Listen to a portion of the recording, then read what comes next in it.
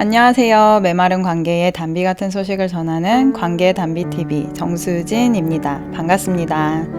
저는 사람과 사람 치유센터에서 관계 사역을 맡고 있습니다. 오늘은 부부관계에 관한 단비 같은 소식을 가지고 왔습니다. 수많은 부부들이 우리는 남보다 못하다고 말하며 살아갑니다. 긴 시간 각자 나름대로의 노력을 해왔음에도 불구하고 상대의 탓이 더 크다고 굳게 믿어왔고 끝나지 않는 그 싸움에 지쳐 우리가 어쩌다 이 지경까지 됐을까? 오랜 실망이 쌓여 관계를 회복할 의지마저 사라지고 맙니다. 한때 뜨거운 사랑으로 시작했다가 뜨겁지도 차지도 않은 관계로 끝나는 것이 모든 부부가 가야 할 길일까요? 절대 그렇지 않습니다. 하나님이 관여하신다면 가장 밑바닥인 그곳에서부터 부부 관계의 반전 드라마가 시작됩니다. 지금부터 저희 부부의 결혼 생활에 처음으로 찾아온 위기를 말씀드릴게요. 결혼식을 올리고 행복한 신혼생활이 시작되었습니다.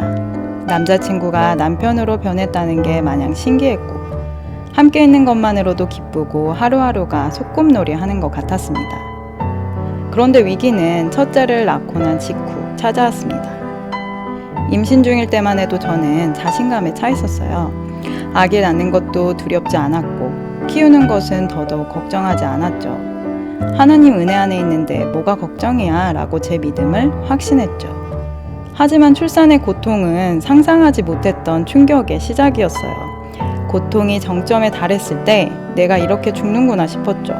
하나님 우리 아기만은 꼭 살려주세요 라고 기도를 하는데 갑자기 아기가 밀고 나오면서 출산에 성공했습니다. 아기를 낳고 나서 저는 감격해서 온 것이 아니라 살았다는 안도감 그리고 어떻게 여자에게 이런 고통을 주실 수가 있을까 원통해서 울었습니다. 아기를 낳고 2박 3일 입원 후 저는 곧장 집으로 왔습니다. 내 몸도 성치 않은데 24시간 동안 쪽잠을 자면서 2시간에 한 번씩 수유하는 것이 그렇게 힘든 건지 몰랐어요. 아기 낳은 지 2주도 안 되었는데 저는 그야말로 탈탈 털려 있었습니다. 수유복을 입고 탄력 없이 늘어진 배를 보니 더 이상 여자로 보이지 않았죠. 그때부터 하나님보다 나를 도와줄 남편에게 더 의지하게 되었어요. 남편은 제 믿음이 약해졌음을 알았는지 금요일마다 퇴근 후에 철야 예배를 가기 시작했습니다. 그렇지만 저는 남편이 무너져가는 나를 도와주길 바랬어요.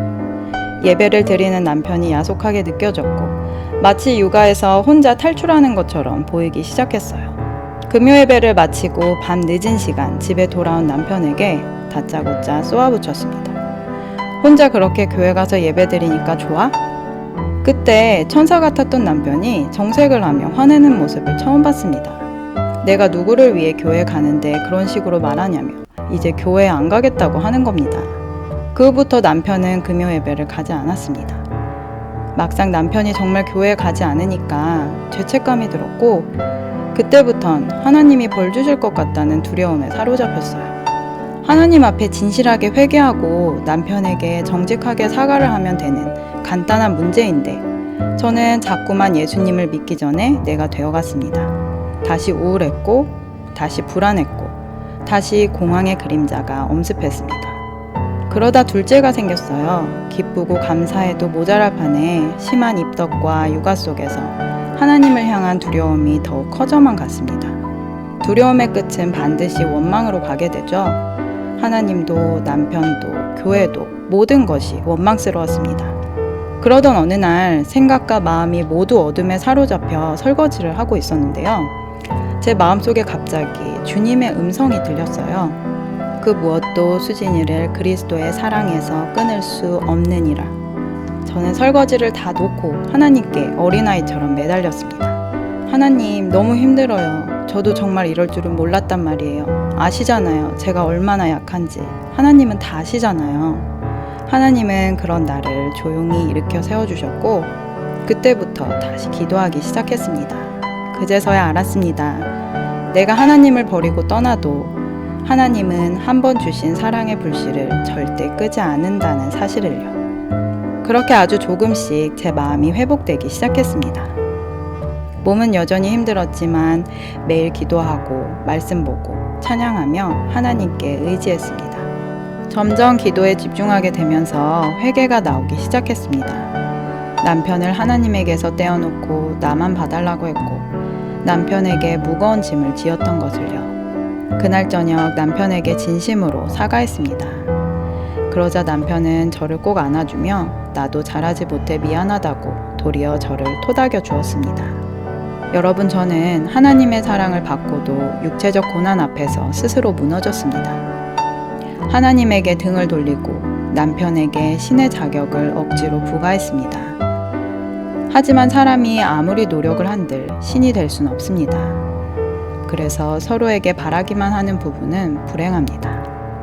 오직 믿음의 대상은 하나님 한 분입니다. 사람은 이해하고 용서하는 사랑의 대상입니다. 오늘 영상은 여기까지입니다. 다음번 영상에서는 남편에 대한 사랑이 연애 때보다 신혼 때보다 더욱 커져가는 저만의 비법을 알려드리겠습니다. 어떠셨나요? 여러분의 진솔한 댓글과 조언을 기다립니다. 구독, 좋아요, 알림 설정은 아주 큰 힘이 됩니다. 혹 개인적 상담이 필요하신 분은 화면에 보이는 메일이나 휴대폰으로 연락주세요. 누구나 아름답습니다. 누구나 희망이 있습니다. 이상 메마른 관계의 담비 같은 소식을 전하는 관계의 담비TV 정수진이었습니다. 감사합니다.